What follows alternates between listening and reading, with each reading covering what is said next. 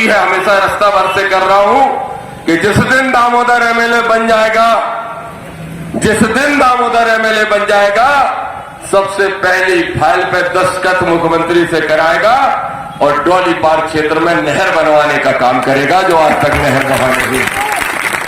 जिस दिन दामोदर एमएलए बन जाएगा, सेवड़ा का नौजवान बेरोजगार घूम रहा है, उसके हाथ में कट्टा या बोतल दिखाई देती है, तो दामोदर ने तय किया है कि जिस दिन एमएलए बन जाएगा, चाहे एक कारखाना लगे चाहे 4 कारखाने, 5,000 रोजगार देने का काम नौजवानों को करूंगा, कारखाने लगवाने का काम करूंगा।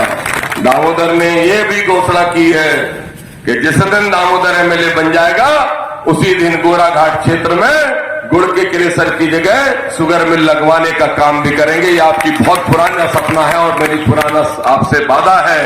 और एक और बात मैं कहना चाहता हूं, रतनगढ़ माता का मंदिर है, सनकुआ धाम है और सेवड़ा क्षेत्र में बार बार मांग उठती आई है, अगर मैं विधायक बना तो उसको पर्यटक स्थल भी घोषित कराने का काम करूंगा। ये दामोदर के 4 वादे आपसे हैं। एक और वादा है, लोग कहते हैं यहां इंदरगढ़ में ये बात शायद नहीं चलती होगी, लेकिन सेवड़ा में ये अफवाह बहुत फैलाई जाती है। हो सकता है, रवि कहां है, रवि है कि नहीं है, हो सकता है कि यहां भी फैलाई जाती हो, फैलाई जाती। दामोदर जीत जाए तो यादव तो कौन दे के मुंह थे, होती है क्यों, होती है क्या बताओ? अरे होती है पहलवान, अरे होती है। पीठ पीछे जब दामोदर की कोई बुराई नहीं मिलती तो क्या कहते हैं कि भैया यादवन के लठ वैसे ही बहुत भारी रथ, अगर दामोदर जीत गए फिर क्या हो गए? तो आज मैं आपसे कह रहा हूं, आपके भाई को आगे बढ़ने से रोकने का ये षड्यंत्र है। ये जानते हैं लोग कि दामोदर को अगर एक सीढ़ी आपने चढ़ा दी तो बकाया सीढ़ियां दौड़ के आपका भाई चढ़ने में खुद सक्षम है, ये जानते हैं, इसलिए रोकते हैं, षड्यंत्र करते हैं। मैं पूछ रहा हूं इस मंच पे खड़ा होकर, जवाब दे दें बीजेपी के लोग, जवाब दे दें सत्ताधारी। 15 साल से ये केशव निरंतर रूप से आपके बीच में काम करता है, मेरा छोटा भाई। 22 साल से मैं आपके बीच में सेवा करने का काम कर रहा हूं।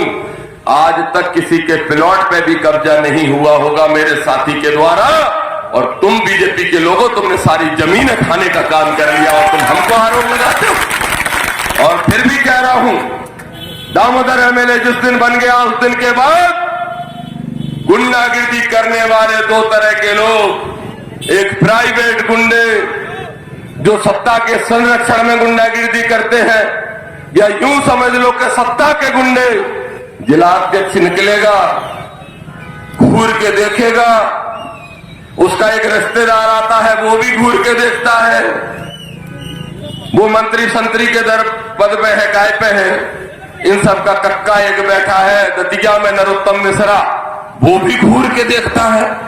हमें तो समझ में नहीं आता। आप देखना, अच्छा नरोत्तम मिश्रा, नरोत्तम को देखना, जब भी आपको देखेगा ऐसे घूर के देखेगा, ऐसा लगता है कि खा जाएगा, रावण है रावण। तो देखो, अगर तुम रावण हो तो हमें राम बनने में भी ज्यादा देर नहीं लगेगी, इतना ध्यान रखना।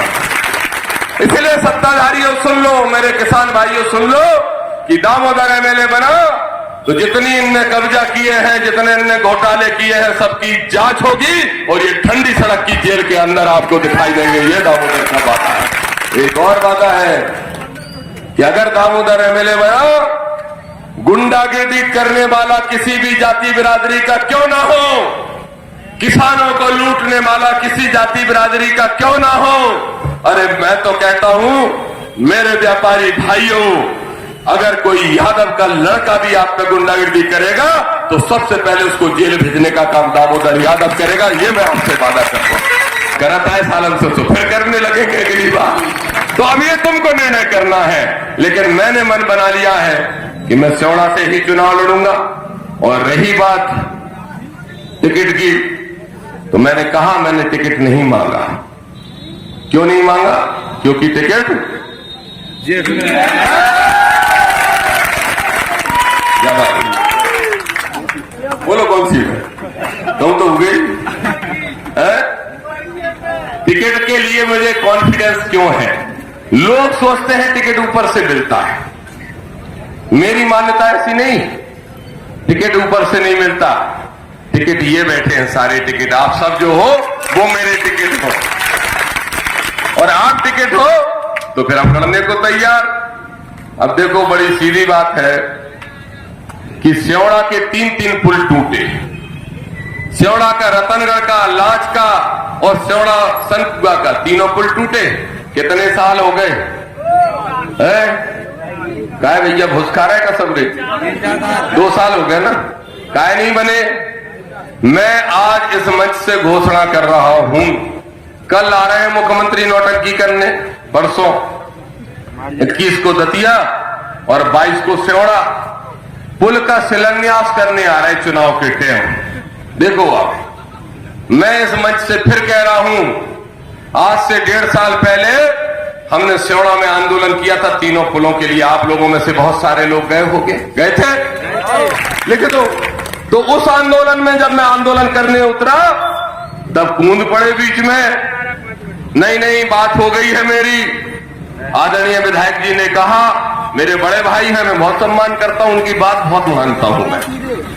आदरणीय जो विधायक जी हैं घनश्याम सिंह जी, मैं उनका बहुत सम्मान करता हूं और उनकी बात बहुत मानता हूं। उनने कहा कि मत करो आंदोलन, मेरी बात हो गई सारे अधिकारियों से और 1 महीने के अंदर पुल का काम शुरू हो जाएगा। तब से होगा 14 महीना, 14। तो फिर मैंने कहा कि कोई दिक्कत नहीं, हमें जाने की जरूरत नहीं। बोले हमारी अधिकारी नहीं सुन रहे। मैंने कहा नहीं सुन रहे? बोले हाँ नहीं सुन रहे। तो मैं आज कह रहा हूं, 2 महीने की बची विधायक की, चुनाव के पहले की, तो वो नायक फिल्म देखी, नायक अनिल कपूर की देखी, पीछे बार में देखी, कोई एक दिना का मुख्यमंत्री। तुम भैया 2 महीना को हमें विधायकी दे दो, पुल भी बन जाए और जो अधिकारी नंगे घूमत फिरेंगे, यहां सब दौड़ते फिरेंगे आगे। दे दो अगर दे सकते हो, नहीं दे सकते तो मत दो। हमारे बड़े भाई हो, तुम ही चलाओ, हम भी तुम्हारे साथ खड़े हैं। लेकिन अगर तुम्हारी कोई नहीं सुन रहा है तो मैंने पहले भी कहा था और आज फिर कह रहा हूं और पत्रकारों के सामने घोषणा कर रहा हूं, सरकार स्पष्ट कर दे, मुख्यमंत्री नरोत्तम मिश्रा दोनों स्पष्ट कर दें कि पुल का काम कब से चालू हो जाएगा। और अगर 15 दिन में स्पष्ट नहीं किया तो 16वें दिन नरोत्तम मिश्रा के बंगले पे दामोदर यादव धरना करेगा इन पुलों के निर्माण के लिए। हमने उद्देश्य क्या है? देखिए, माटी पर यात्रा के माध्यम से मैं स्योड़ा क्षेत्र के सभी किसानों से रूबरू हो रहा हूँ, नौजवानों की समस्याएं समझ रहा हूँ और माताओं बहनों की पीड़ा को समझ रहा हूँ। और इस यात्रा का उद्देश्य यह है कि उन किसानों के लिए हम कुछ कर सकें। अगर सरकार निकम्मी है और जनप्रतिनिधि शून्य जैसी स्थिति में हो तो निश्चित रूप से फिर मुझे मोर्चा संभालना पड़ेगा। इसलिए मैंने मोर्चा संभाला है और सारी समस्याओं को एकत्रित करके प्रशासन से आर पार की लड़ाई लड़के उन समस्याओं का समाधान कराएंगे। मैंने कहा कि मुझे टिकट मांगने की जरूरत नहीं है। आज कमलनाथ जी की सरकार बनाने के लिए हम लोग सब वचनबद्ध हैं और इस देश के संविधान को बचाने के लिए, देश का संविधान बचाना है तो सिर्फ कांग्रेस बचा पाएगी और कांग्रेस सरकार बनाएगी तब तो बचाएगी। और सरकार तब बनेगी जब जीतने वालों को टिकट दिए जाएंगे, ना कि हारने वालों को। इसलिए इसमें कोई दिक्कत काम करेगी। जैसे कि आपने भी कहा है कि मैं निश्चित ही चुनाव लड़ूंगा स्योड़ा विधानसभा से, और अगर आपको पार्टी टिकट ना दे तो फिर आप क्या करेंगे? मैं स्योड़ा विधानसभा से चुनाव लड़ रहा हूँ, ये मेरा फैसला है। पार्टी मुझे टिकट देगी, ये मेरा विश्वास है। ठीक है।